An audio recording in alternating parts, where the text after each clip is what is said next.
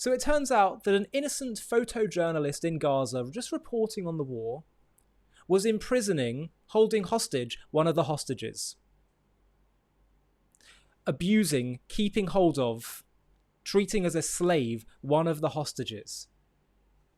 And yet they have the nerve to report on Israel's terrible war being waged against the people of Gaza.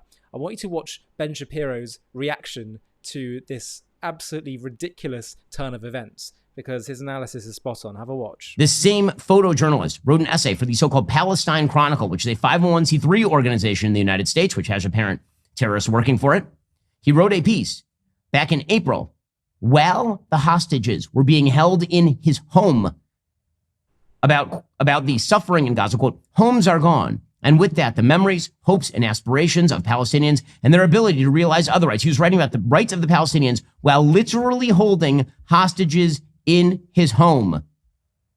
His entire piece was called Domicide, How and Why Israel Destroyed the Al-Sali Towers in Gaza's Nuseirat refugee camp. So this entire article was just about how terrible the Israelis are while this person was holding hostage. I can't say this enough times. When people ask that the allegations made by the Gaza Ministry of Health, which is Hamas, or by quote unquote civilian journalists on the ground in Gaza, most of whom are working with Hamas, because otherwise you can't work in Gaza. It turns out that even people who are working with the Associated Press was literally for years located in the same building as the Hamas headquarters. They knew that. They were literally on just a different floor of the same exact building. The distinction there, unfortunately, is blurry at best, and in many cases, non-existent at all.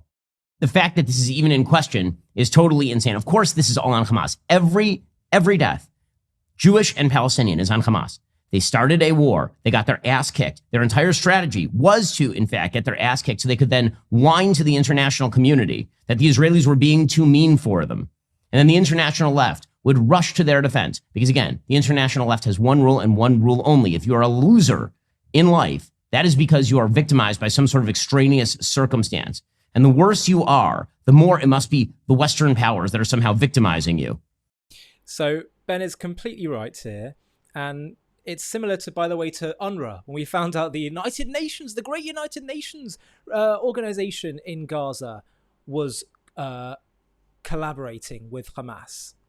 So we have to realize that when Israel faces intimidation from the media, from the international community, and they say, oh, look, what you're doing is so shameful.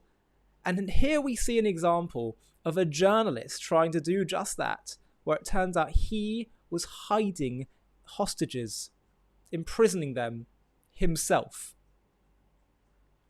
I don't think it could become any clearer that all these shame tactics, all these tactics of pointing at Israel, saying how bad we are lies, deception, nonsense, and nothing more than a tactic to try to destroy Israel.